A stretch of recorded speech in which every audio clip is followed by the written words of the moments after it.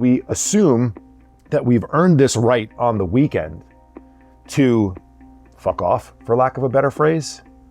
And I just want to remind you that weekends are just as much part of your program, your plan, your goals, the things that you say that you want, as your Monday through Friday, as your traditional work week is.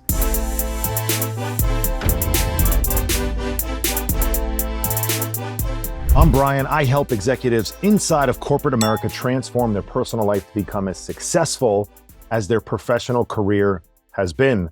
I'm an expert at doing this because I did it myself. I sat in your seat for 2 decades, and I am not special. If I can do it, so can you.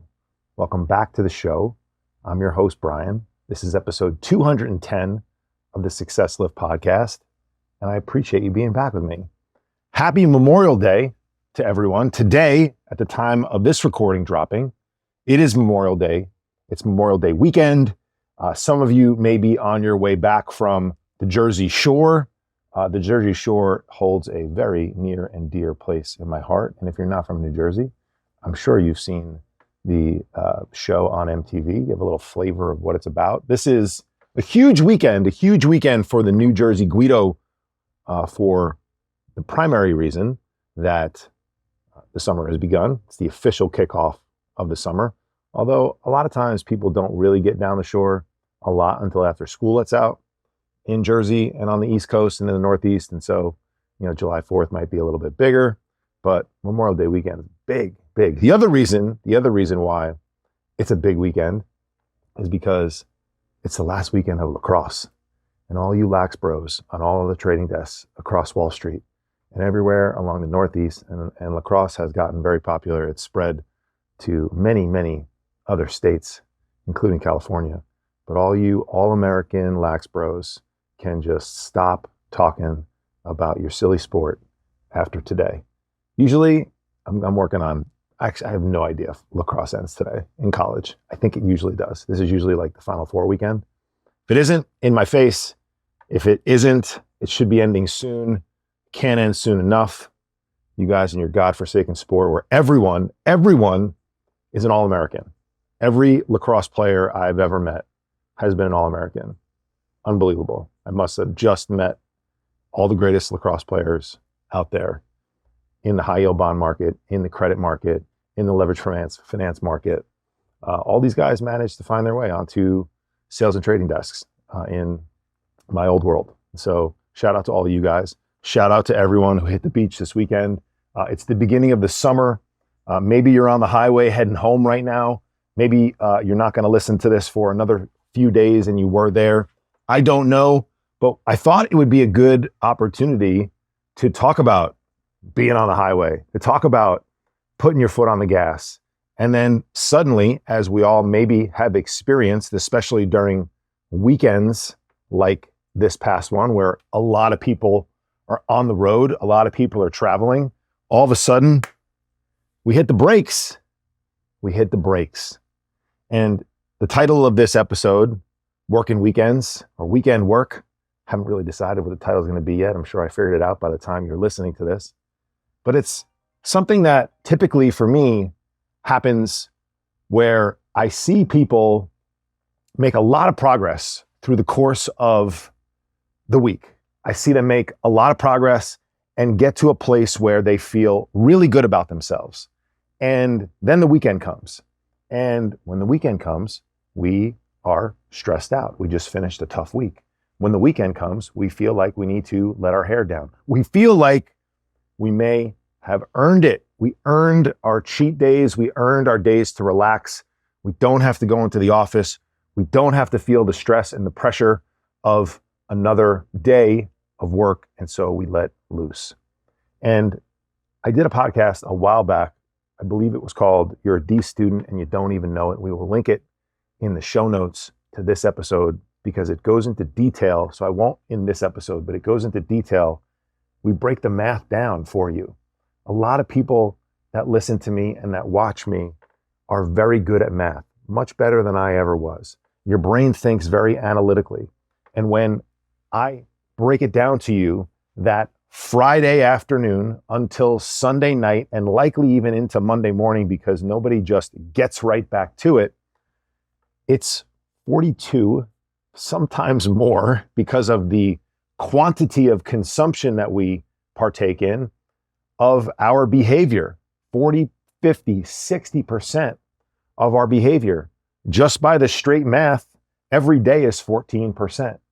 And so if you're consistently throwing away Friday, Saturday, and Sunday, by definition, you are only a D student. And that's assuming that you're nailing Monday through Thursday, which usually we're not. There's a client dinner, there's a lazy lunch here and there, there's a breakfast that you just grabbed on the go. You definitely grabbed a couple of donuts at some point this week, or the cupcakes that made it into the office. And so we're not perfect during the week.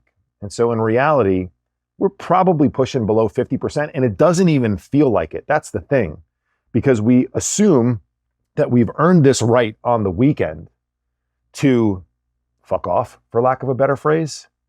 And I just want to remind you that weekends are just as much part of your program, your plan, your goals, the things that you say that you want, as your Monday through Friday, as your traditional work week is. And it's an unfortunate reality that it requires your attention. It requires your commitment. It requires you to plan. It requires all of those things if you want to see significant improvements in your life. It would be the equivalent of you going to the office 3.5 days a week and wondering why you're not as successful as you are right now. If anyone ever walked into your office, walked on the desk, walked into your cubicle, whatever it may be, and said, I don't get it, I don't understand why I'm not getting results. And you go, because you fucking show up 3.5 days a week, that's why you're not getting results. It would make a lot of sense to everybody having that conversation, most likely. But yet when you think about it, or you don't think about how you're operating on a Friday night, a Saturday afternoon, a Sunday afternoon, a Saturday morning because, the kids wanted pancakes. You do know it's possible, correct, as a parent, to make your kids pancakes and to eat Greek yogurt. You do know it's possible to make eggs or a protein shake and still make your kids waffles, right? I hope so. If not, FYI, okay? And so why I wanted to talk about weekend work is, number one, it's a long holiday weekend. It's the kickoff of the summer. Shout out to everyone who went to the beach this weekend. Jersey Shore was hopefully jumping. I'll be back in Jersey soon. I think I'm heading home in a couple of weeks. Can't wait for that. Got to book it all still, but can't wait for that. But it's also the start of the summertime. And I want to talk you through quickly my experience with the summer and how I actually found it a whole lot harder to stay on track during the summer because of all the commitments that we would have, because of all the fun things that we would do. I now live in California. Although we do have some seasonality to our weather here, for the most part, it's 60 to 72 degrees and sunny most days. That's why we pay really, really high taxes and have shitty politics. Just letting you know. But a lot of places don't have the 65, 68, 72 and sunny all the time. And so when you do get it, you want to be outside more. You want to hit the pool more. You want to be on the golf course. You want to get to the beach club. You want to hit your country club and play a couple rounds of golf each weekend. I totally get that. I lived that life. Quite frankly, I miss that life. But those activities typically come with different social behavior. And that is where, my friends, the disconnect is in the way you operate, your performance, and your results. And I can tell you from experience that those activities are technically mutually exclusive from you eating and drinking like shit all weekend, all summer, 3 days a week, 4 days a week throughout the summertime. And I used to find it very hard. Very, very hard to stay in shape. It was much easier for me, despite it being wintertime, cold weather in a cold weather area, when it's usually bulking season for most people because you don't have to take much of your clothes off. You can hide behind big sweaters and winter jackets. I used to be in much better shape in the winter than I was in the summer. I mean, quite frankly, I wasn't in great shape, period. But relatively speaking, it was much easier for me to stay on track in the winter than it was the summer. And as I started to transition and find this, incremental new gear in my life year by year over the last decade, I was like lights out, locked in the winter. And then in the summertime, I would let myself go because I still had aspects of my old behavior, old identity, old life that I couldn't let go of and that I wanted to be. And so I wanted this to be a short message for you to just remind you that all of the things that you're going to enjoy doing this summer are mutually exclusive from torturing your body, from drinking too much, from eating like shit, from not going to the gym, from doing all the things that you are required to do, quite frankly, to have an elite physical body. And oh, by the way, all those things translate to an elite mental fitness and health as well. And I just see the same people over and over and over again lose the same 10, 15, 20, 30 pounds. You absolutely know 10 people right now that have lost 15 pounds in the last year or two. Most likely all of them have put that weight back on. And it's a tragedy. Like we don't have, as a society, we don't have trouble losing weight. We have trouble keeping weight off. We have trouble keeping weight off. And as some of my great friends from New Jersey have said, why do you need a cheat day? Your whole fucking life's been a cheat day. I spent 15 years cheat daying. And all of a sudden I'm good for 4 days and I need Friday, Saturday, Sunday to reward myself. It's silly when we think about it. But so many of us who might be driving on highways more this weekend or over the summer are just constantly stepping on the brakes. We're constantly stepping on the brakes. And it's sad that we don't allow the car to pick up speed and maintain it. We cut out the same habits. We cut out drinking for a little while. We cut out gambling. We cut out our drugs. We do all the same things for short periods of time.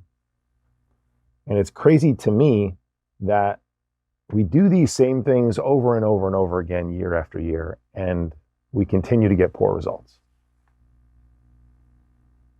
And if you applied that same logic and those same actions to your career, you would likely change your behavior in a heartbeat. If the problems that you have in your personal life, if you had similar size problems, obviously they're different, but if you had similar magnitude problems in your professional career, you'd fix them in a day, maybe a week if they were really complicated. But you would get all hands on deck, you would get laser focused, you would figure out what the root cause is, and you would fix the fucking problem. And yet, in our personal lives, we dick around. We try different things. We go to a different workout class. We try a different cleanse. We fast for a while. We biohack. We cold plunge. We sauna. All these things are great, by the way, but they don't achieve the goal that you mostly want. We do HIIT workouts. We jump around and do burpees. We get a lot of flack when I talk smack about HIIT workouts and burpees, mostly HIIT workouts, because it's like what people do. Can't tell you how many times I talk to a corporate executive and they're like, my exercise is dialed in. I'm a former athlete. I'm like, awesome. What are you doing? I love this boot camp class I do. I do a HIIT workout. I go to Orange Theory. No disrespect to any of those places. I know a lot of people that go to Orange Theory. I also know a lot of people that go to Orange Theory and don't look the way they want. And it's not for lack of their commitment to going to Orange Theory. How many times have you seen someone hold up one of those signs that the gym publishes, and it's like, congratulations, Bob, on, sorry to anyone named Bob, actually know a couple Bobs, shout out to Bob. Congrats, Bob. You just completed your 400th workout here. Bob's 40 pounds overweight, and Bob's been the same physique for the last 3 years. What the fuck is Bob doing? And why is that class allowing him, why is that facility allowing him to stay that way. Now it's Bob's choices. I can't make you do anything. I can't drag you to the goal, to the finish line. But I can certainly at some point have a conversation with you and say, why do you keep showing up? You're not making any changes. So if you're not actually getting any results, why are you doing this stuff? Why don't you just go completely, fully on tilt and go off the rails? I don't know a lot of people that completely go off the rails. We teeter-totter on the edge, we almost fall, and we come back. And then we hang out, we're like, oh, I can't really do that again. Next week, we get back there and we come back. We flirt back and forth with the edge of the cliff. I don't know anyone just tiptoeing on that thing the entire time. We're always trying to get back. If you were doing that in your business, you'd be like, what the hell are we doing? We're not making any money. We're not profitable. We're not growing. We're not changing. We're not evolving. Our product sucks. You'd be honest with everyone in your organization. Our service sucks. Our performance sucks. We are only up 3% this year. The market was up 20. Our peers were up 20. We got our ass kicked. How do we change this? Someone would get fired. And yet you keep doing the same thing over and over again in a lot of areas of your life, primarily in your physical body, but also in your mental performance, in your mental health. You keep turning to the same vices. You keep turning to the same substances, thinking that by you sedating a short-term problem, it's going to go away. How's that working out for you? And I don't speak about any of this from my glass house. Guys, I had problems with all of this stuff. I struggled mightily for 15 years with this. Silently, by the way. No one really knew. Nobody knew that I struggled that much. Nobody knew that I had, much more severe vices than I ever let onto. Not even my wife. And so if that's you, know that it is possible for you to change. I said in the beginning of this podcast, I've been saying it to start each podcast is like a new little intro. I sat in your seat for 2 decades. When I say your seat, some of you actually literally it was your seat because I know who you are and I know that you listen or watch and I love you and I appreciate you. Others, it's a figure of speech. The seat of a high-performing corporate professional, corporate executive, whatever it may be, financial professional, same thing, lawyer, surgeon, doctor, CEO, business owner, same shit. I'm not special. If I can do this, so can you. What I've decided to do is turn what I know how to do, how I know how to help you and your executive team and or your organization through a company wellness or consulting program. I turned it into a business. That's all I did. Because if I can do it, so can you. Because there's nothing special about me except my willingness to show up tomorrow and do it again. And I'm learning that it is a superpower. Because not everybody has it yet. You can develop it. I promise you. If you enjoyed this one, please share it with somebody who needs to hear it. Please send it to an HR person that would like to have a conversation about improving the health, the mental, physical, and relational health of their teams, of their employees. Send it to a CEO who wants to increase their productivity, increase their profits, improve their culture, decrease their healthcare costs. We're doing all these things inside of corporate America, and I am pumped about it. Pumped. Appreciate you. Thank you. If you're new here, welcome. Go back and check out some of the archives. If you're an OG and this is your 210th episode, I love you. Talk to you guys soon. Have a great week.